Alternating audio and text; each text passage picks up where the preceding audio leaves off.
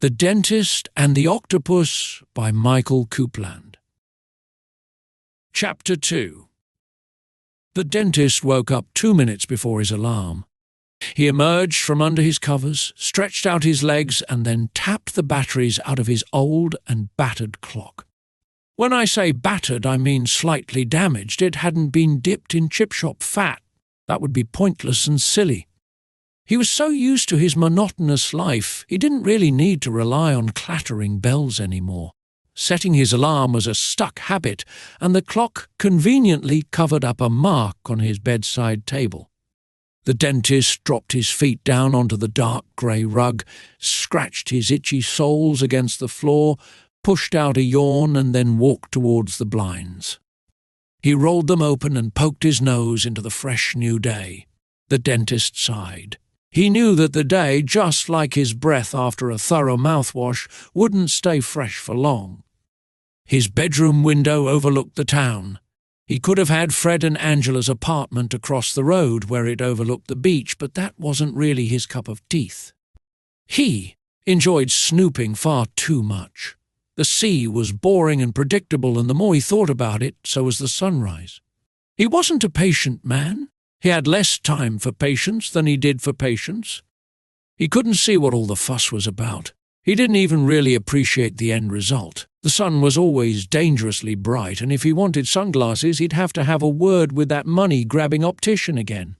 The clumsy routines of the half-asleep postman and milkman amused him. Yet no matter how busy they both seemed to be, they still managed to dodge each other perfectly. Observing the two workers scurrying around the maze-like streets made him think of dizzy guinea pigs. The milkman would regularly pull a tantrum and cry when he accidentally smashed a bottle of milk, and the postman nearly strangled himself every morning by getting his bag caught on the same tree branch.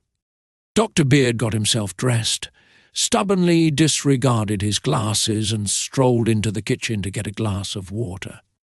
The dentist craved a cup of tea or coffee or a piece of that bubbly gum that dyed the inside of your mouth blue, but because of his profession he needed to look like a man who successfully fought against tooth stains.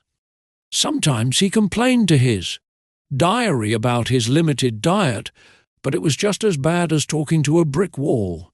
He most felt sorry for himself when he passed B&Bs on the way to work. It was the smell of grilled bacon and sausages that did it.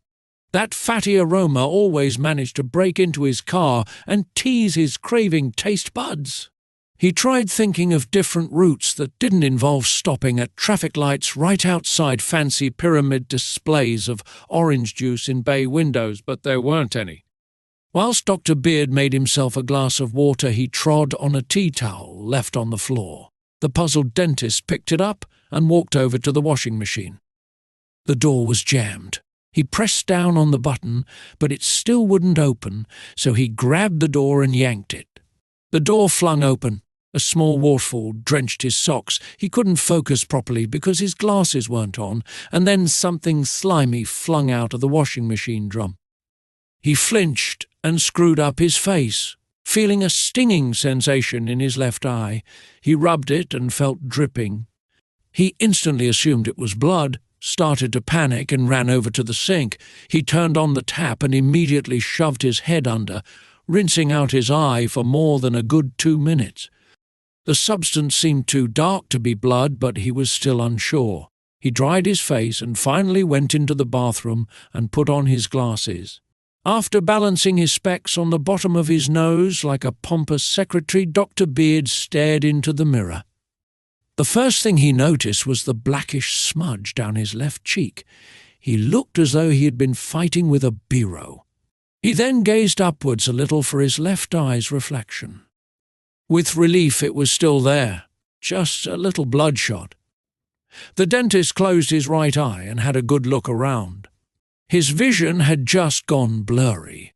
He felt certain that this should only be a temporary setback. The dentist suddenly remembered that his little rescue mission the previous evening wasn't a dream, and that Jelly was somewhere on his kitchen floor in desperate need to get back into some water. Dr. Beard hurried into the kitchen to find the octopus attempting to climb the cupboards like a drunken spider in heels. It was gasping for water and stretching its suckered tentacles towards the sink bowl.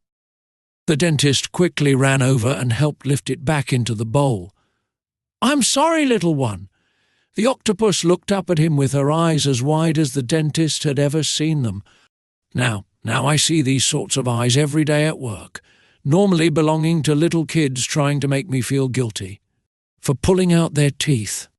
That look doesn't work on me anymore. The octopus's beak began to chatter. "Okay, that one does. You win. I'll open up a can of tuna." The excited octopus began to salivate and wiggled her legs. After spoon-feeding Jelly some tuna, the dentist prepared himself for work. He looked into the mirror by the front door and sighed. The ink on his face made him look like he was part of some native tribe. He'd been scrubbing at it with a bar of soap and a toothbrush all morning, but it just wouldn't go. Right toolbox? Check. Phone? Check. Wallet? Check. Keys? The dentist patted his pockets. Blistering toothpicks! He opened up the key box by the mirror. The hooks were empty. The dentist searched the kitchen sides, lifted up the sofas, unmade his bed, walked away and then came back and made it again. He had no luck. He couldn't find his keys anywhere. The dentist gave up, opened the door to his safe and took the spare set. He straightened his jacket and brushed down his trousers with a lint roller. The dentist read the novelty sign that he had received free from a dentist convention. It read, "Brace yourself," which he found so hilarious at the time he decided to hang it above his front door. He took a deep breath, one quick drag of his inhaler for good luck, and left his apartment. The dentist examined his watch. He was running late. He felt a vibration under the soles of his feet, and then all of a sudden heard the loudest car alarm he had ever witnessed. He ignored it at first and carried on walking down the metal staircase. The noise quietened with each step. The dentist stopped and screwed up his face.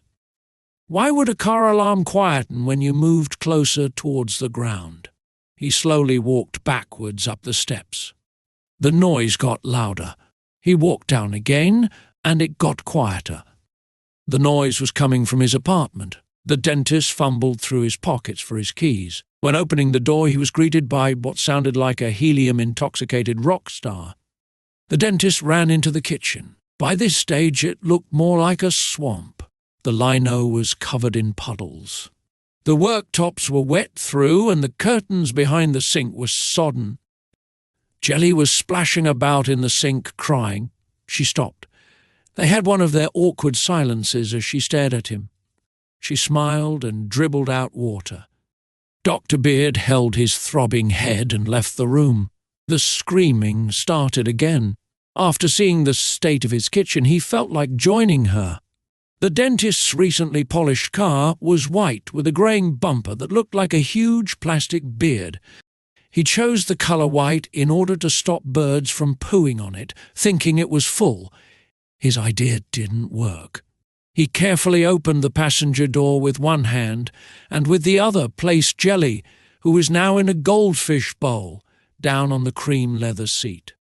He fastened it in with a seatbelt and closed the door. The dentist stared at Jelly through the car windows, showing her that he wasn't running off and that he was just walking towards the other side of the vehicle. She watched him like a hawk. He got into the driver's seat, put the key into the ignition and started up his car.